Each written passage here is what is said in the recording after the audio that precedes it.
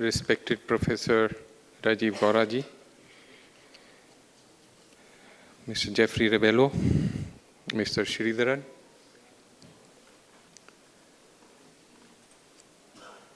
Mr. Sanjeet, ex-presidents of UPASI,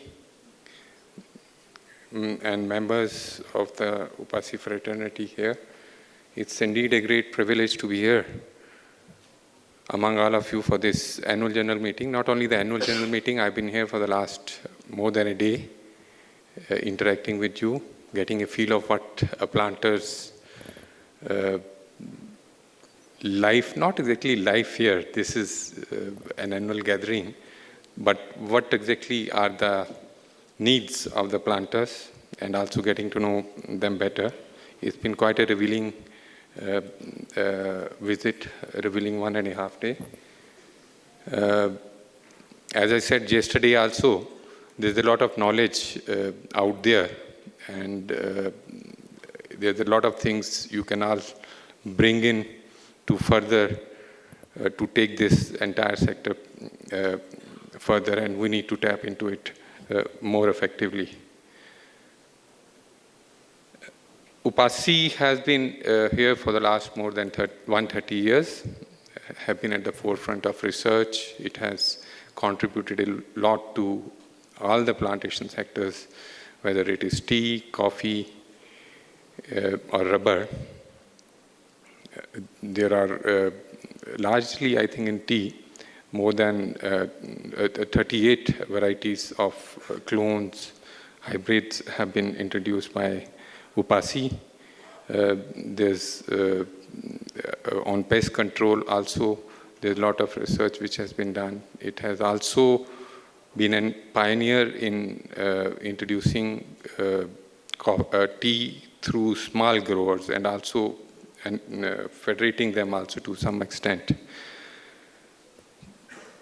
So it is appropriate that we continue to support UPASI and make it bigger. It's a unique institution. UPASI is a unique institution where government and the private sector is coming together in conducting research for the betterment of the entire sector. So this is a good initiative, and we need to take it forward. The demands made in this regard, with regard to additional funding, will be looked into from that perspective. This is a special year, as all of you know, for India. In many ways, number one, we've completed 200 years in tea, since tea was introduced in Assam 200 years back. We are celebrating that. We have also completed 75 years of establishment of Rubber Board. We celebrated the Platinum Jubilee of the Rubber Board this year. This is also the beginning of the first year of Amrit Kal, the first year of the 25-year period where we aim to put in place and implement policies and programs, and we act together to become a developed nation. And this is a great opportunity in front of us, where we have a large youth population which should be harnessed to make us into a developed nation.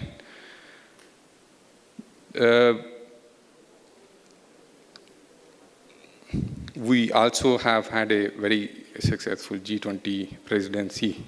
A number of international events are also happening starting from tomorrow. We have the World Spices Conference, which is happening in Mumbai for 3 days, which is having a large participation. And as told by Mr. Rebello, we have the World Coffee Conference, where all of you are also participating in some manner, at least in the coffee value chain, are participating in some way or the other. So that is happening from 25th to 28th September. We have the ANRPC meeting, which is happening in October. Then we have the FAO IGG meeting, which is focused again on tea, happening in the month of November in the tea sector. So a lot happening. But at this point of time, it's also important that we recount some of the achievements we've made in the plantation sector, in the various plantation sectors over the years. In the tea sector, which I also mentioned in an earlier meeting, we have had a number of achievements where we've doubled our area from what was there at the beginning of independence to around 6.2 lakh hectares. We have a tea production which is now 13.6 million kg, up from 2.7 million kg at that time of independence. Yield per hectare, which has almost tripled from 880 kg per hectare to around 2100 kg per hectare. But we have we are facing increased competition from China, Kenya, Sri Lanka. We've lost our position as the biggest producer of tea in the world. We were producing around 40% of tea at the beginning of, in the late 1940s, early 1950s. And now we produce around 20 to 21%. China has overtaken us by a huge margin. We are still number 2, but China is number 1 with a huge difference between them and us.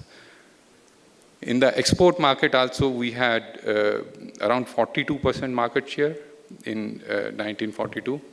We have come down to around 10 to 12% now, which is a matter of huge concern. We are losing markets. We are losing important markets like Japan, Egypt. We've been discussing about it the last more than a day with various members. How do we have a strategy to go forward? We are in a danger of losing our foothold in some of the other important markets also. There are structural changes also which has happened across the plantation sectors led by tea sector. From large tea estates, small growers have become important in tea, rubber, as well as in coffee sector. 91% of our rubber production is coming from small growers. In the rubber sector also, if we count our achievement, we at the beginning of 1950s, we had around 75,000 hectares only under rubber plantation. At the moment, we have around 8.5 lakh hectares. Our production also has gone up from 15,000 tons at that point of time to around 8.4 lakh metric tons as of now. There's a 5-fold jump in productivity also. We have a productivity of 1,482 kg per hectare. We are the 6th largest producer. But still, there's a big gap between what our requirements are for the industry and what our production is. So there's a lot of scope for improving the production further. In coffee, we have 5% share of coffee in the world trade. We are 5th in the global coffee exports. The value-added, the encouraging thing is the value-added part in coffee is going up. We have around 30% of our exports last year. 30%, I think, or a little more of the exports last year, which were value-added, specialty coffee or in some other way. And we are hopefully go up further. So there are a lot of achievements we've made. There are a lot of changes also we have seen over the last 70 years, and changes are bound to happen. They will continue to happen also. Along with the changes come challenges also. We have a lot of challenges also which we are facing and which we'll have to deal with together. From the government side, we feel that the focus of the plantation boards have to shift towards, firstly, lesser regulatory interference. We have to move away from the licenses, so many plethora of licenses that we issue in the tea sector. We have the bills already under consideration, and we hope we'll be able to bring this reform in a quicker manner. But pending the bills also, we are ready to bring in whatever changes are possible within the existing frame of the Tea Act. We also feel that there has to be a leaner and more effective organizations in the boards. Now, as I was sharing with some of you also, the manner in which we implement our schemes in the boards is different from the manner in which schemes, central sector schemes, are centrally sponsored schemes. Not central sector, centrally sponsored schemes are implemented in the country. The Government of India's flagship, most of the flagship schemes are centrally sponsored schemes. Now, centrally sponsored schemes in the agriculture sector, which is the closest to us, most of the external jurisdictions, the plantation sector is with the agriculture department. The schemes are implemented in collaboration with the state government. So the implementation machinery is the state government's machinery. The central government gives the add-on in the form of specific schemes with specific objectives, and also capacity building of the extension machinery and the other machinery, adding on in the form of research institutions. But in the boards, we are doing everything through the boards. Now, in certain cases, for example, in the rubber sector, Kerala has set up its own mechanism of supplementing what rubber board is doing. In Tamil Nadu, for example, in the tea sector, the state government is doing something to supplement the tea board's activities here. So how do we make the boards leaner and more effective? The large part of the expenditure which is going as of now towards salary expenditure and expenditure of meeting pensionary benefits, how do we balance it with the requirement of the schemes? So keeping that in mind, there's going to be more and more partnerships, and we see more and more role of the state government coming in, more and more collaboration with the state governments coming in. We also see, because of the large number of small growers there, the need for enabling them, putting in structures which enable them to improve their quality, to carry out extension work more effectively through these organizations. So we are looking at federating. We have been pioneers in setting up, for example, in the rubber sector. The rubber production societies have been there for many years. So how do we strengthen these structures and make them, federate them at the state level, and do a lot of our intervention through these groups, these federated groups, is something I think we will be emphasizing upon. And there's a lot of things to learn from some of the interventions of the countries in South America. For example, Colombia has a very good federated structure for the coffee growers, through which they are able to deal with issues of price, issues of quality, issues of certification also. So that's also something we would like to look at. In order to have more effective and efficient use of the expenditure and the assistance that the government provides, another area where we would like to focus is on the export promotion as well as the domestic promotion, both domestically and internationally.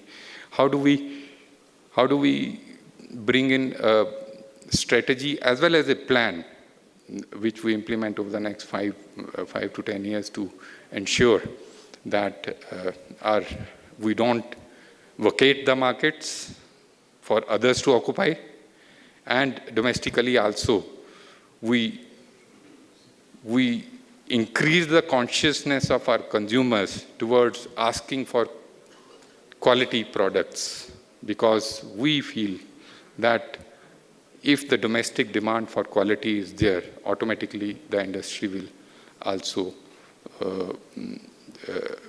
react to that and provide for that.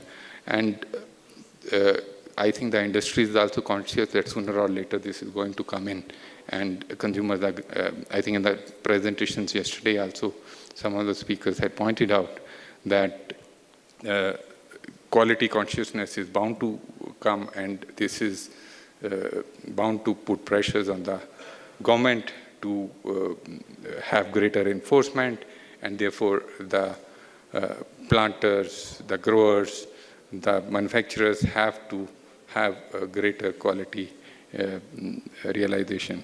Now, in that direction, there's a lot which can be done. There's a lot of, as I keep repeating, lot of knowledge and experience here, which needs to be brought in to put in place a quality certification system, a system where we are able to reach this quality consciousness in a structured manner to our consumers, so that we are ready. We don't react at a later stage, but we are ready to meet it. We, in fact, encourage this from the industry side also. The point with regard to replanting has been coming again and again. Actually, it's a very important requirement. Only issue there is, which is an open question, is how do we effectively and efficiently deliver the assistance for that, so that we have clear outcomes which are achieved, outcomes which, or clear outputs which are moving towards the defined outcomes for us. There is also a need for greater integration with other Government of India programs, because a lot of our activities are agriculture activities, have a footprint in the scheme, centrally sponsored schemes which are being implemented. For example, the PM Kisan scheme, a lot of beneficiaries are also in the small grower segment. So how do we effectively use the other centrally sponsored schemes is something we need to look at, whether it is climate change or other areas. There was a point made about activities in the traditional and non-traditional areas. We can't have a uniform policy of not expanding towards non-traditional areas. We have to have our eyes open and our strategies to meet the requirement. The climate change impact is already coming. We have to be ready. There are shifts in cultivation patterns also, which have to come along with that. So there are other areas within our country which will have an advantage, which already are having an advantage of certain plantation. For example, coffee plantation, rubber plantation in the Northeast is a natural. So we can't say in a general manner that we cannot expand in non-traditional areas. And also linked to that, controlling production and vacating space for another entity to occupy that space. Instead of that, let us look at meeting the demand side requirement rather than controlling the demand side, the supply side part of it. And also, if we have to look at the supply side rather than looking at reducing areas, because once a movement starts, it's like a domino effect. So then it becomes very difficult to stop that movement. So instead of doing that, how do we do it more effectively? One of the suggestions which was coming out yesterday is why don't we replant, use this opportunity to replant are aging bushes. So this is something I think we should be also focusing on. And the last, but not the least, of the interventions which we will be looking at is how do we go up the value chain. We have a lot of our commodities being exported in bulk form. Nearly 90% of our tea goes out in the bulk form. 70% of our tea goes out, our coffee, 90% of our tea, 70% of our coffee goes out in bulk form. So how do we change that? How do we change that and bring in more value addition? Bring it, of course, there can be a lot of reactions. In the Tea Association meetings at Calcutta, there was an extreme reaction from one of the members. But this is a direction, irrespective of the resistance, we would like to focus on. We would like to move up the value chain. We can't be bulk exporters only. So this is what I would like to emphasize. Despite the resistance, we will move on. We need to move on. And not only packaged tea, we would also like to go right up to the cup. I was narrating one of the startups has the courage to set up tea cafes or whatever you call it in Canada, attracting the desis, saying that once we attract the desis, the Goras also come in. So he has the courage to think of and start that. Why can't others do it? We should be encouraging that innovation. We should also be encouraging innovation of using the product for other health benefits which are there. The benefits like, for example, tea. Another suggestion which was being discussed yesterday, Japan, for example, is looking at other health benefits of tea, is using it in other products, including soaps and so many other things. So that's also something we need to look at while looking at value addition. So in doing so, we need to work together. This is a mantra which, taking example of what we are achieving, as Mr. Rebello was saying in the World Coffee Conference Organization, if we are together, if we put our minds together, achieving any objective and outcome is not going to be difficult. It's going to be a cakewalk. But we have to come together, own up the outcome which we are striving for. We are willing, as a government, to sit with you and fine-tune the outcome requirements. You should come forward also and sit with us to ensure that we meet the nation's requirement. Thank you. Thank you very much.